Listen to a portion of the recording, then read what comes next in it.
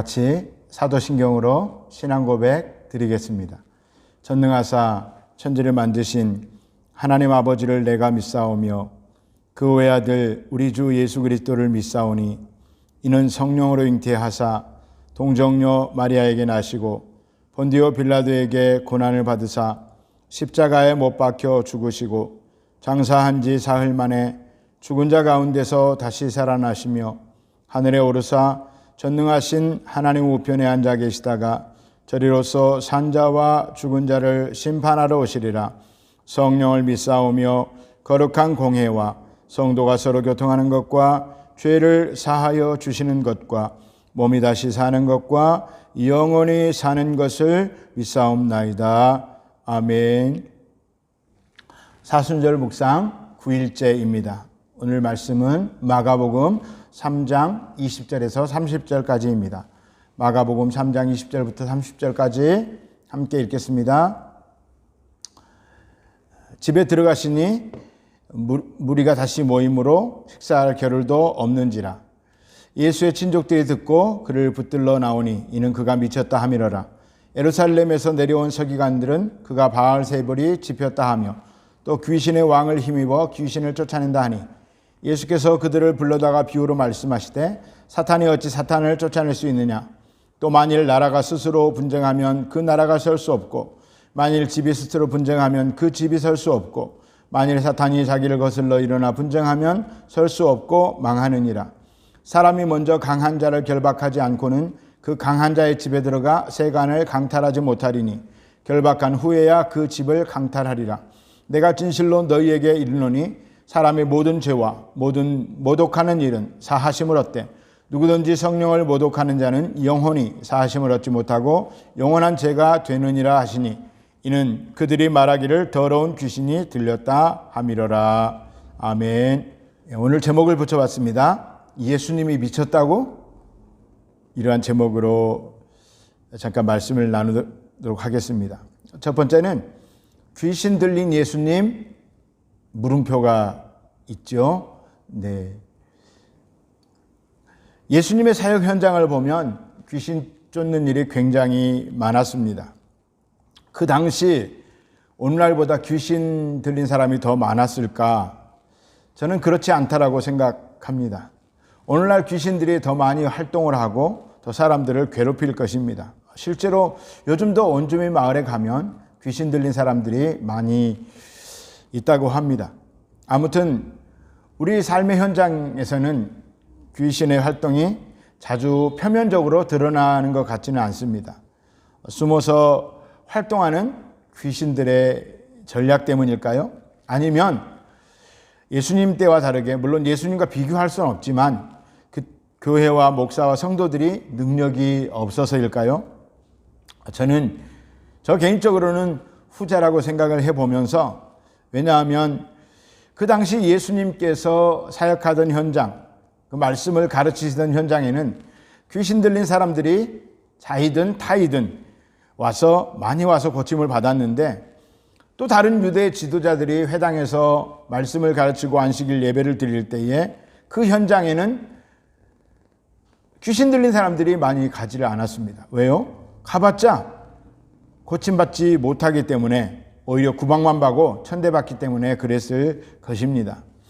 22절에 보니까 서기관들이 예루살렘에서 내려왔다라고 기록되어 있는데, 아마도 그들은 예루살렘에 있는 산헤들린 공회에서 출장으로 파견을 받았을 것입니다. 지금 갈릴리 지방에서 아주 백성들을 소동하고 이전에 가르침과는 다른 가르침, 모세의 율법과 조상들, 선조들의 유전과는 다른 새로운 가르침과 바람이 일어나고 있다고 하는데, 가서 그 나사렛 예수가 어떤 자인지, 그 가르침이 어떤 자인지 살펴보고 그가 모세의 율법을 어기는지 하나님의 뜻에 범법하는지 여부를 알아보도록 보내진 것입니다. 일종의 종교 감찰단이라고 할까요? 이들은 영적으로 얼마나 무지했던지, 예수님이 바알세불에 집혔다고, 예수님이 가시는 곳마다 귀신이 쫓겨나고 병든 자들이 고침받으니까 예수님이 바알세불에 집혔다고 단정을 합니다. 이 집혔다라고 하는 것은 바알세불이 예수님의 영을 사로잡았다라는 뜻입니다. 바알세불은 문자적으로는 똥의 주, 왕, 파리의 왕, 파리의 주 그런 뜻이 있습니다. 쉽게 말하면 똥파리들의 왕, 귀신들의 왕 사탄을 가리킵니다. 서기관들과 논쟁을 하시던 예수님께서 갑자기 그런 논쟁을 하시던 예수님께서 알쏭달쏭한 말씀을 하십니다. 28절 29절을 보니까 내가 진실로 너희에게 이르노니 사람의 모든 죄와 모든 모독하는 일은 사하심을 얻되 누구든지 성령을 모독하는 자는 영원히 사하심을 얻지 못하고 영원히 죄가 되느니라 하시니, 여기서 모독하는 일은 사람들뿐만 아니라 사람들을 모독하는 것뿐만 아니라 예수님까지도 포함됩니다. 그 예수님을 모독하는 일도 사함을 받을 수 있다라고 놀라운 말씀을 하십니다. 마태복음 12장 31절에서 32절은 말씀하십니다. 그러므로 내가 너희에게 이르노니 사람에 대한 모든 죄와 모독은 사하심을 얻되 성령을 모독하는 것은 사하심을 얻지 못하겠고 또 누구든지 말로 인자를 거역하면 사하심을 얻되 누구든지 말로 성령을 거역하면 이 세상과 오는 세상에서도 사하심을 얻지 못하리라. 성경의 난해한 구절 중에 하나입니다. 구원은 예수님을 믿어야 받는 것인데 왜 예수님을 말로 거역하면 용서를 받는데 성령님을 거역하면 용서받지 못한다고 말씀을 하셨을까요? 예수님을 거역한다는 것은 지금 현재 서기관들처럼 예수님과 그분의 사역을 거역하는 것을 말씀하는 것이고요. 지금 그들이 알지 못하여서 예수님을 받아들이지 못하는 것이고 죽을 때까지 거역하면 결국 용서받지 못하고 지옥을 가겠지요. 그런데 성령님을 거역한다는 것은, 여러분 성령님께서 무슨 일을 하십니까? 요한복음 15장 26절에 내가 아버지께로부터 너희에게 보낼 보혜사 곧 아버지께로부터 나오시는 진리의 성령이 오실 때에 그가 나를 증언하실 것이요 라고 말씀하고 계시고, 고린도전서 12장 3절 하반절에는 성령으로 아니하고는 누구든지 예수를 주시라 할 수 없느니라 말씀하고 있습니다. 성령님의 감동으로 예수님을 믿게 되는데 성령님을 거역하면 예수님을 믿을 수가 없으니 결국 영원토록 구원받지 못한다고 말씀하시는 것입니다. 비록 지금 너희들이 무지하여서 나 예수를 메시아로 구원자로 받아들이지 않고 나를 오히려 귀신 들렸다고 모독하지만 이것도 회개하면 용서받을 수가 있다. 그러나 성령님의 인도하심, 가르치심, 감동을 거역하면 나를 메시아 구주로 받아들일 수 없기 때문에 결국 용서받지 못하고 지옥 가게 된다는 말씀으로 이해할 수가 있습니다. 두 번째로는 미친 것 같은 예수님의 열심. 제목이 조금 자극적이죠. 미친 것 같은 예수님의 열심. 제가 어제 그제도 말씀드렸지만 예수님은 오늘도 여전히 소처럼 열심히 일하고 계십니다. 성경 오늘 본문에는 식사할 겨를도 없었다고 기록되어 있습니다. 사람들은 흔히 열심을 넘어선 단계를 미쳤다고 표현합니다. 앞뒤 가리지 않고 좌우 살피지 않고 무언가에 푹 빠져 있을 때 미쳤다고 합니다. 예수님은 지금 말씀을 가르치시고 병든 사람을 고치시고 천국 복음 그리고 천국에서 일어날 일들을 예표하시는 것에 푹 빠져 계시고 미쳐 계신다라고 말씀드릴 수가 있습니다. 물론 오늘 본문에서 사람들이 예수님을 미쳤다고 하는 것은 그 예수님의 사역에 대한 열정과 열심이 특심이다 이런 뜻이 아니고 이전에 듣지 못했던 가르침, 이상한 말들, 지금까지의 종교 지도자들이 했던 말들과는 전혀 다른 말씀과 모습을 하고 있기 때문에 미쳤다고 했습니다.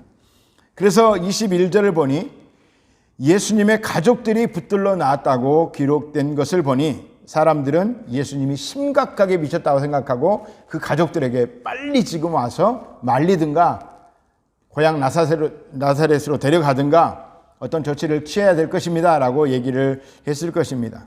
아무튼 오늘 본문에 이스라엘 백성들이 미쳤다고 말하는 그 의미와는 다르지만 저는 열심이신 예수님의 모습을 보면서 열정, 정말 한 영혼이라도 구원하고 고치고 싶은 그 열정, 그 의미에 미쳤다라는 것이 감동으로 다가옵니다.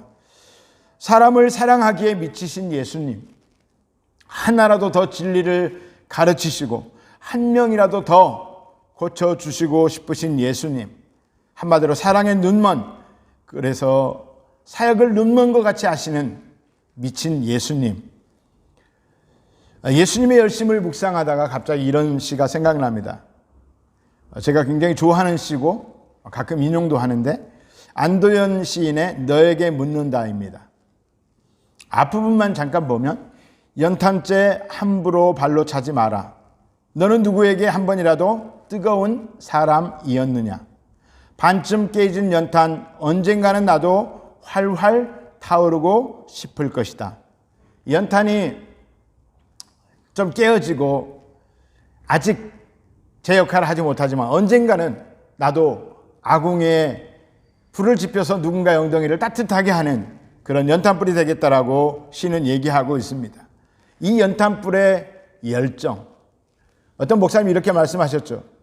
나는 녹슬어서 없어지기보다 다 달아서 없어지는 못이 되고 싶다. 예수님의 열정입니다. 알코올에 중독된 사람을 알코올릭이라고 합니다.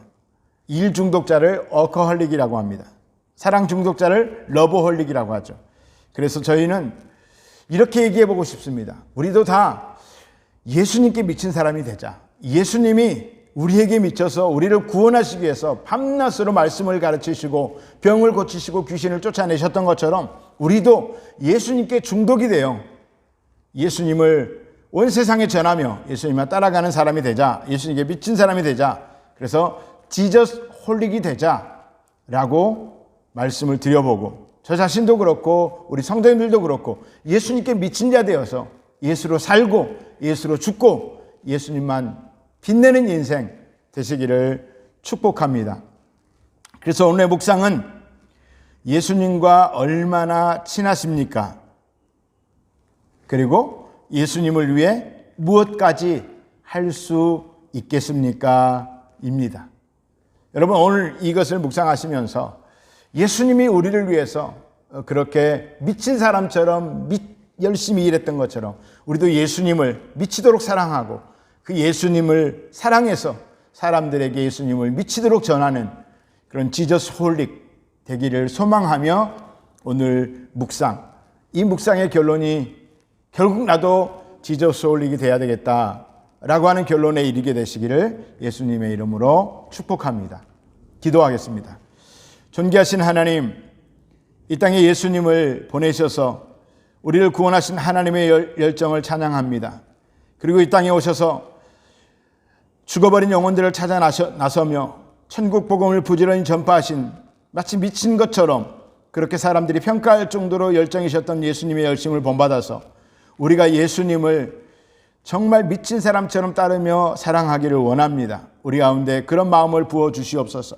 성령님 간구하오니 우리 모든 성도님들 예수님을 미치도록 사랑하는 지저스 홀릭 되게 하여 주시고 예수님의 복음을 한 명이라도 더 가르치고 한시라도 더 전파할 수 있는 진정한 복음에 비친 자 될 수 있도록 우리 모두를 축복하여 주시옵소서. 오늘 한 날도 묵상할 때에 그런 깊은 은혜가 있게 하여 주시옵소서.